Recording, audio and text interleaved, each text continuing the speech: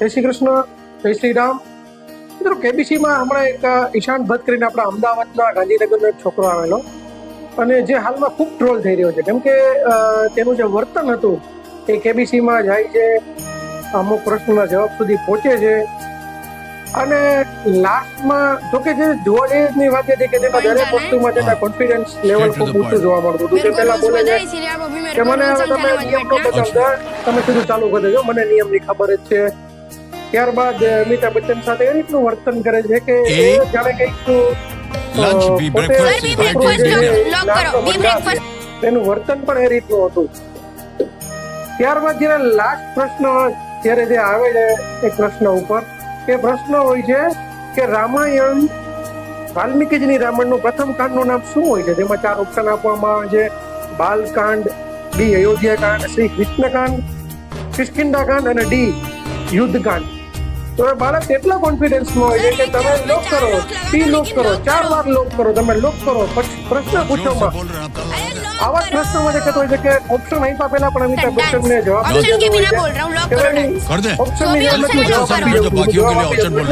એનું જે વર્તન હતું એ કોન્ફિડન્સ થી ભરપૂર હતું. પહેલા તો જોઈને લાગતું હતું કે આ બાળક ખરેખર જેટલું કોન્ફિડન્સ છે એટલું જ એનું લેવલ હશે એના જ્ઞાનનું, એની અંદરના જે સંયમ છે એની ધીરજનું, તો ખરેખર કરોડો રૂપિયા જીતી જાત. પણ એ જે તેના મા બાપ છે એ કોન્ફિડન્સ તો તેને આપ્યો મોટા વ્યક્તિ સાથે વાત કરવાનો, પણ એની અંદર એક વસ્તુ ભૂલી ગયા મિત્રો. એ બાળક જવાબ આપે છે બી રામાયણ કાંડ, અને એ જવાબ જે ખોટો પડે છે કે વાલ્મીકીજીની રામાયણનો જે પ્રથમ કાંડ હોય એ બાળકાંડ હોય ને, કે રામજીનો જે બાળકાંડ હોય, રામજીનો જે જન્મ થાય છે એને બાળકાંડ કહેવાય.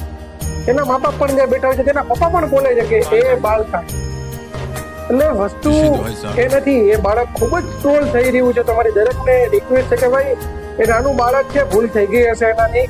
હા, અમિતાભ બચ્ચનજીને વંદન કરવા જોઈએ, કેમ કે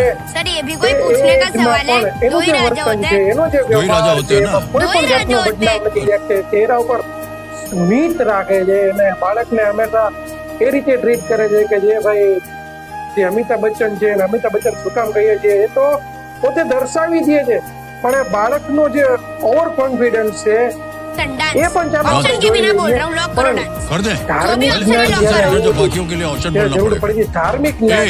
બાળક સાચું રહી ગયું.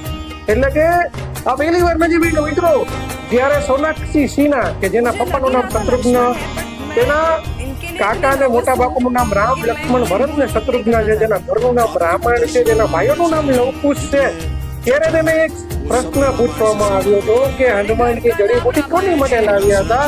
ત્યારે જે સોનાક્ષી સિન્હા જે છે એ જવાબ નથી દઈ શકતા, ખોટો જવાબ આપે છે. એટલે કે મિત્રો એટલી એને ખબર નહોતી કે હનુમાનજી લક્ષ્મણજી માટે જડીબુટી લાવ્યા હતા, તેના ઘરનું નામ છે. એટલે કે ધાર્મિક જ્ઞાન મિત્રો અત્યારના યુગમાં બાળકોને ખૂબ જરૂરી બની ગયું છે. કેમ કે જો આપણું બાળક જે સ્કૂલમાં જાય છે તે સ્કૂલમાં એને ધર્મનું જ્ઞાન મળતું નથી. આપણા ઘરે આપણે કોઈ ધાર્મિક શિક્ષણ આપતા નથી. કથાઓમાં, સપ્તાહમાં તો તે જવાનું નથી આપણું બાળક ઓબ્વિયસ છે. તો મિત્રો આપણા બાળકને ધાર્મિક જ્ઞાન ક્યાંથી મળશે? એની પાસે ધર્મનું નોલેજ ક્યાંથી હશે? એટલે પ્રશ્ન અહીંયા આવીને ઉભો રહે છે. આપણે મા બાપ એમાં હોબી આવી ગયા, આપણે સૌ આપણા બાળકોને અભ્યાસ કરવા માટે ઘોડાની રેસમાં દોડાવી રહ્યા છીએ, બસ નોલેજ લેવા રહ્યા છે, પણ એની અંદર એ સંસ્કાર એ ક્યાંથી આવશે? એ સંસ્કાર ક્યાંથી આવશે? એ ધર્મ વિશેની માહિતી એની પાસે ક્યાંથી આવશે, જે ખૂબ જ જરૂરી છે. મિત્રો કેબીસી જેવું પ્લેટફોર્મ ભલે જ્ઞાન માટેનું હોય, પણ હંમેશા સાબિત કરે છે ઘણા બધા એવા કન્ટેસ્ટન્ટો છે કે જે ધાર્મિક જવાબના કારણે પાછળ લઈ જાય છે. એટલે કે બાળકને ખાલી ઘોડાની રેસમાં દોડાવવા કરતા એને થોડું ઘરેથી ધાર્મિક જ્ઞાન મળે. કોઈ વીકના બે દિવસ એવા રાખીએ, શનિ રવિના કે જેમાં બાળકને આપણા ધાર્મિક પુસ્તકોનું જ્ઞાન, ભલે બધા પુસ્તકો આખા ન છે, પણ થોડી નોલેજ એને આપતા રહીએ. આપણા જે તહેવારો છે એ શા માટે છે એનું નોલેજ આપતા રહીએ. દિવાળી માત્ર ફટાકડા ફોડવા માટે નથી, હોળિકા દહન કે હોળી જે ધૂળેટી છે માત્ર એક રંગોનો તહેવાર કે હોળી સળગાવવાનો તહેવાર નથી. એની પાછળ જે ધાર્મિક વાતો રહેલી છે એ બાળકને જણાવવી ખૂબ જ જરૂરી છે.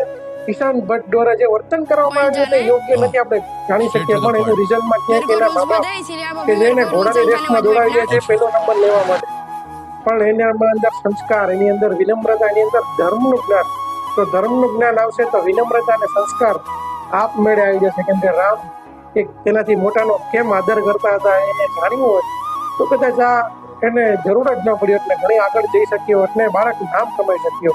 અને અમિતાભ બચ્ચન સાથે આ રીતનું વર્તન એ બાળકે ન કર્યું, પણ હાલના માતા પિતા એ કહેવાય ને કળિયુગી જે છે કે તે બાળકના વાલમાં ભૂલી ગયા છે કે આપણે એને સંસ્કાર, ધાર્મિક જ્ઞાન આપશું એટલે ઓટોમેટિક તેની અંદર સંસ્કારોનું સિંચન થશે, ઓટોમેટિક તેની અંદર આદર ભાવ આવશે, ઓટોમેટિક તેની અંદર વિનમ્રતા આવશે.